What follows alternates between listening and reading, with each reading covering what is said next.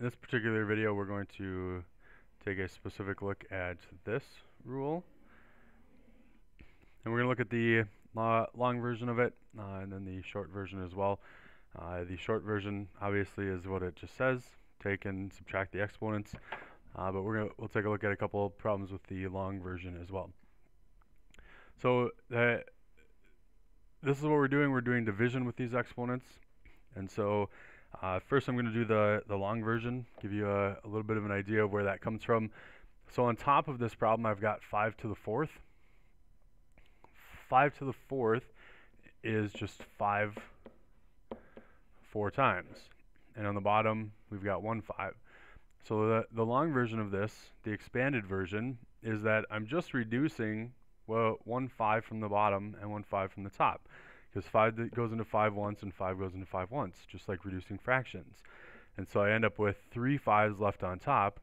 And if you wanted to write that out as 125, then fine. I'm looking for the idea that you can do the exponent rule. I'm not looking for the answer of the problem.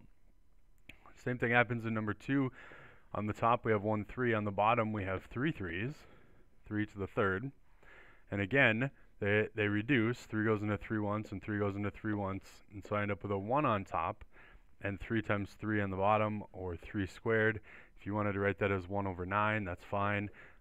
I prefer that you leave it as the exponent because I want to see that you can actually do the exponents. And here's the reason why. Let's skip to number 8.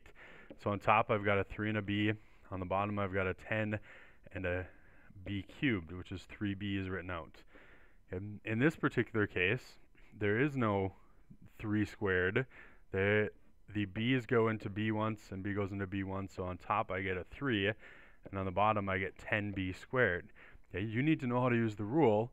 So if you know how to use the rule with plain numbers, then you understand how to use the rule when we get to variables. And so the 3 and the 10 can't reduce. Nothing goes into 3 that also goes into 10. And so I get 3 over 10b squared. As we continue down a little bit, let's say number 13. On top I've got a 12, and I've got 3 x's. On the bottom I've got a 9, and I've got 8 y's. Okay, now here's where the rule comes in handy, is that you look at this problem and I've got nothing that really cancels in terms of x's and y's, but I just have a fraction that can reduce. So 3 goes into 12 4 times and 3 goes into 9 3 times, and nothing happens with the x's and the y's. Well, if I didn't use the expanded version and I just looked at this and tried to match up the bases, so I've got an x and a y, nothing happens with those. So I still end up with x cubed and y to the 8th. Nothing happens with those. They don't match up, so I can't subtract the exponents. But I can do the same thing that we just did with 3 goes into 12 4 times and 3 goes into 9 3 times to get me the 4/3. Okay, so that ends up being our final answer after I just reduce the numbers in front. When I look at number 14, here's the short version.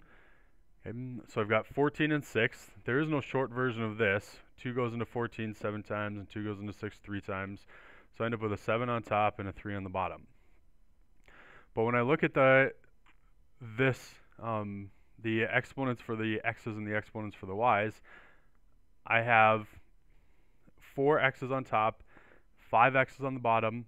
If I just think through what's happening here, I've got literally 4 x's instead of writing them on top, and then 5 x's on the bottom. 4 of the x's on top are going to cancel with 4 of the x's on the bottom, and I'm going to be left with 1 x on the bottom. Well, if I use the actual rule I'm supposed to take and subtract the exponents, I get 4 minus 5. Well, that gives me a -1. Well, we haven't talked about negative exponents yet, and there's a particular reason for that. It's because I don't want you to use them yet. I want you to think through what the problem is. So on number 14, continuing with the y's, I've got y to the 7th over y to the 4th. So y to the 7th, I've got 7 y's on top, and y to the 4th, I've got 4 y's on the bottom. 4 of the bottom y's are going to cancel with 4 of the top y's, and so I'm going to be left with 3 y's left on top. And again, if you wanted to do the long version of that, there's 4 y's on the bottom, and 7y's on top. These 4y's are going to cancel and reduce with those 4y's, and I'm still left with these 3y's left on top. And so I end up with y to the third on the top in the numerator of the fraction.